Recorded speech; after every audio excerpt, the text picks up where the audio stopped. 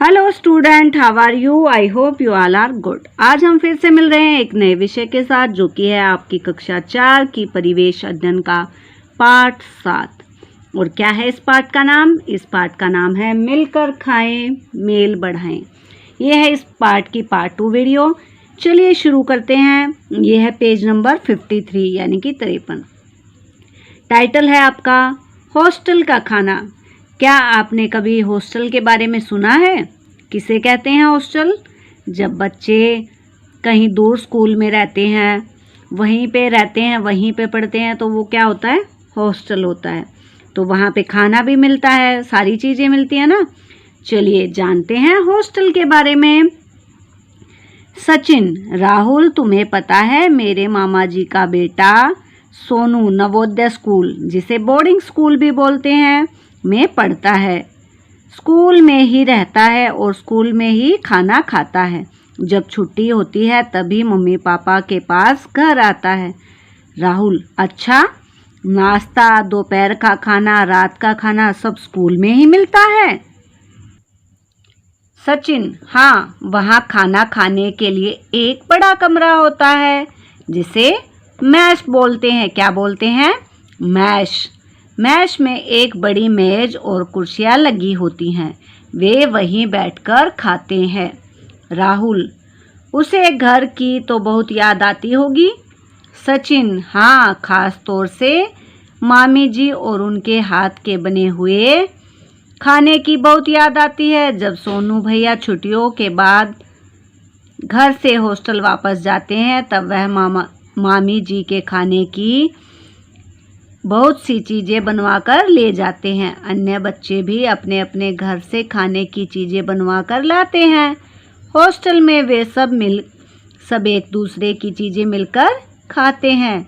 राहुल, फिर तो बड़ा मज़ा आता होगा। क्या आपका भी कोई भाई बहन या रिश्तेदार रहता है हॉस्टल में?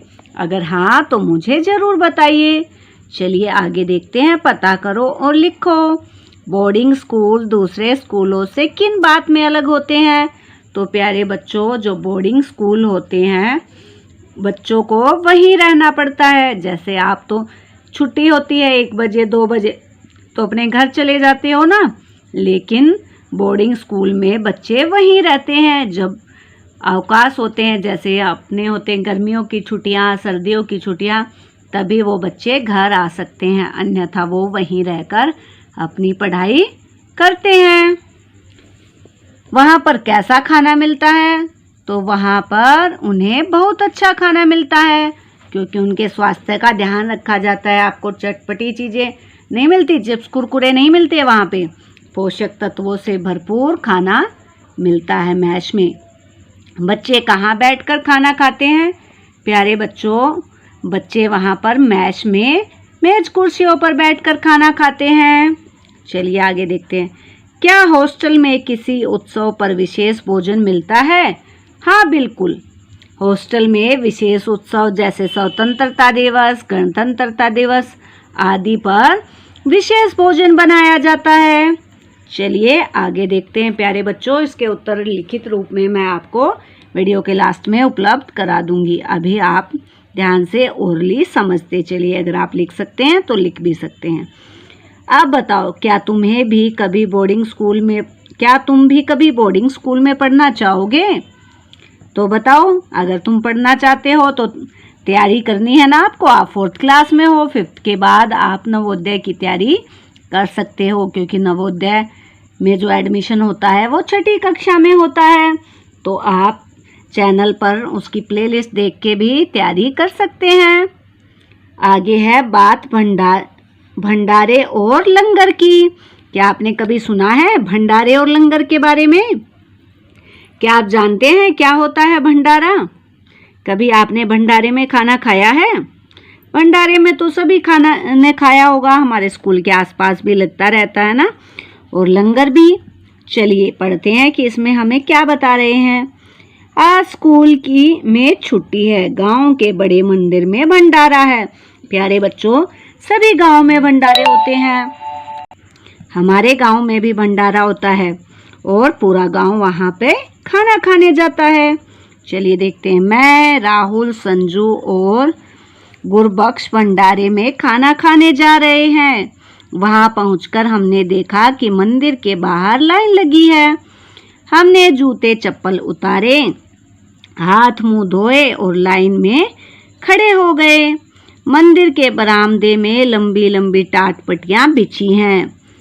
अपनी बारी आने पर हम टाट पट्टियों पर बैठ गए। हमारे सामने पतले और सकोरे रखे गए। पूरी, आलू की सब्जी, रायता और लड्डू परोसे गए। हमने खूब स्वाद लेकर खाया। क्या आपने कभी खाया है? मैंने तो बचपन में खाया है और मुझे अपने गांव के मंदिर में जो भंडारा होता था ना, बहुत ही टेस्टी लगता था वो खाना। कितने अच्छे दिन थे ना। अब तो पत्तल मिलती नहीं, अब थर्माकोल की प्लेट मिलती है ना, वाइट वाइट कलर की। पहले पत्तलें मिलती थी। कैसे बनी होती थी वो?